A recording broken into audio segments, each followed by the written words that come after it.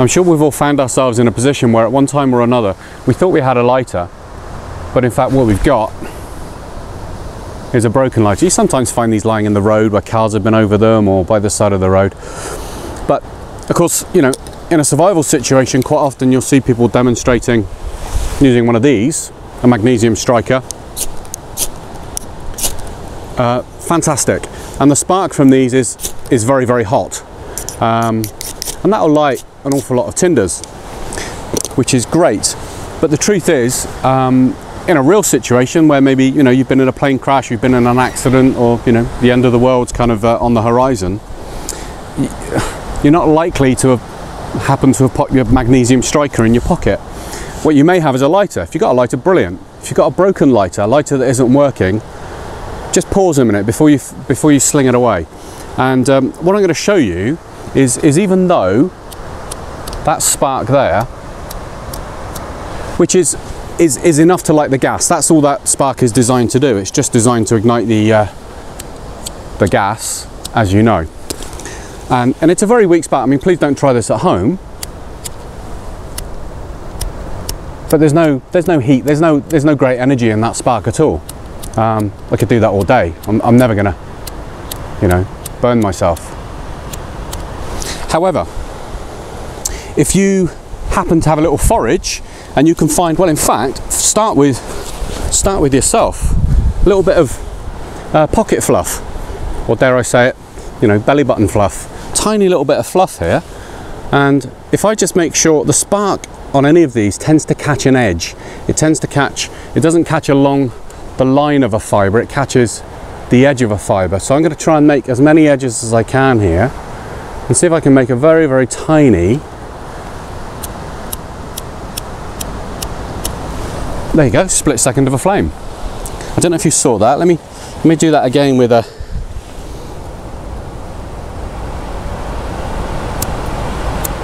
it's even a bit windy. See that? So that's a bit of pocket fluff, but actually having a look around here, just in a few meters around here, I found a couple of things that, you know, everyone will be familiar with, and it's quite possible. Have a look at these. So these most people are going to be familiar with. Now these are just seed pods, dandelion seed pods, but even with the weakest of spark, it's quite possible. Do you see that?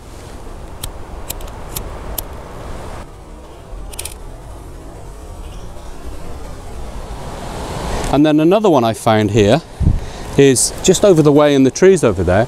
I found a little bit of old thistlehead. Very old, it's in some undergrowth. It's quite sharp, you know, be careful. But again, same thing, what you've got here are very, very fibrous-y seed pods. Incredibly fine and fibrous-y. And they'll break down.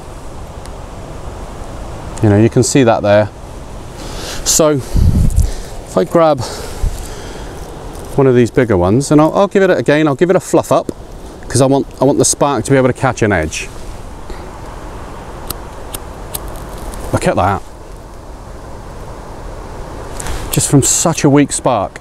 Let's try it again. Let's fluff it a little bit more.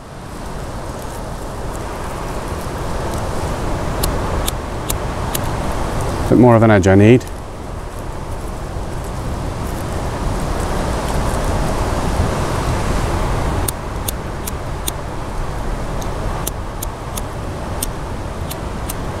There you go. You know, and there's no danger there's any gas in that lighter. I mean, that lighter's completely dead. There you go, look at that. So you may think, you know, okay, it's only a split second of a flame, but it's enough. So I'm going to go and see. Oh, actually, I found this as well. I mean, this you'd easily overlook this.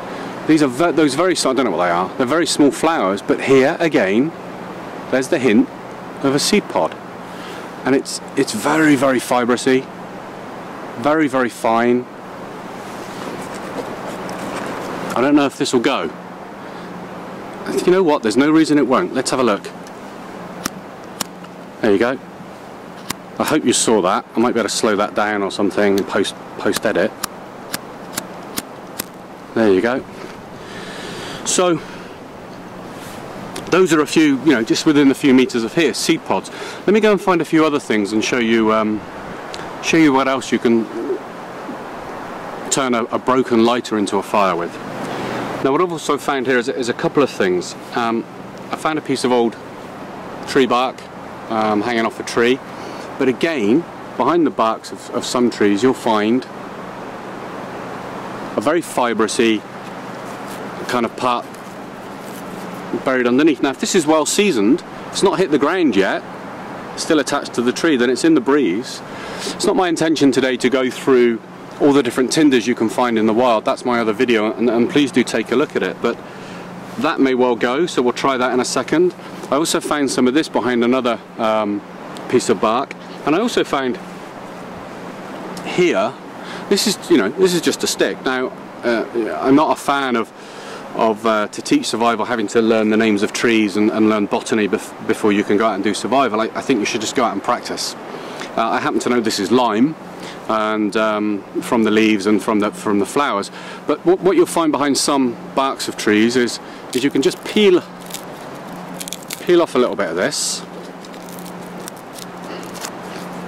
but actually if you look in here, and I'll give it a little scrunch, what you find is a very, very fibrous quality. Now it's quite possible that one of these will take that spark. So let me play with a few of these and see what we get. Oh, I also found this actually. This is a piece of vine. It's very dry, so it's an old dead piece of vine. And again, it's just got this sort of fibrous-y quality. So what I've gone and done now is I've gone and made one of the tinder bundles that I show you how to make on one of my other videos. It's like an expert tinder bundle, and I filled it with a few of the things I've gathered around. And what I'm also going to grab, I've got a couple of sticks here, and the point is to show you how even just with a momentary flicker of flame, how you can turn it into a fire. So I've just arranged these sticks. They're kind of like, the sticks are shaped like hands. I mean any sort of shape will do, that'll just hold things in place. And I'm allowing for the wind. The wind's coming this way. I've taken shelter here because, as you can see, it is quite windy.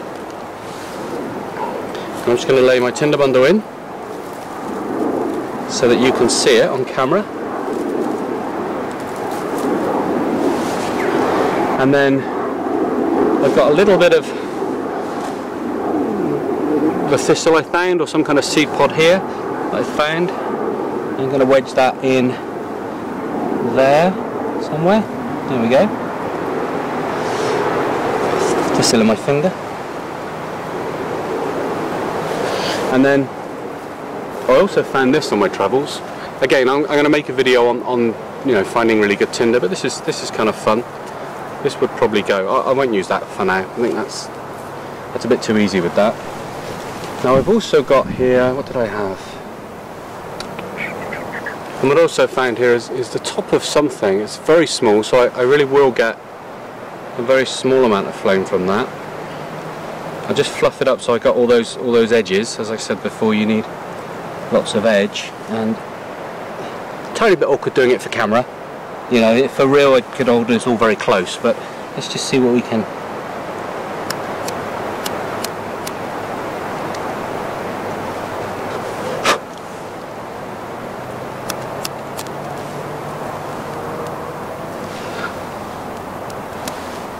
Let's see, there we go.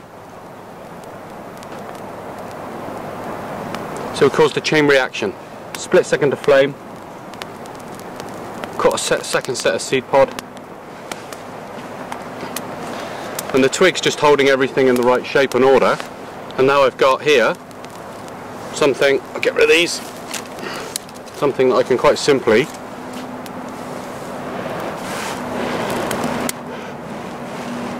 light a fire from quite easily.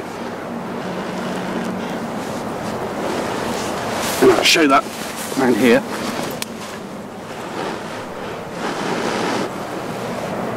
So there you go.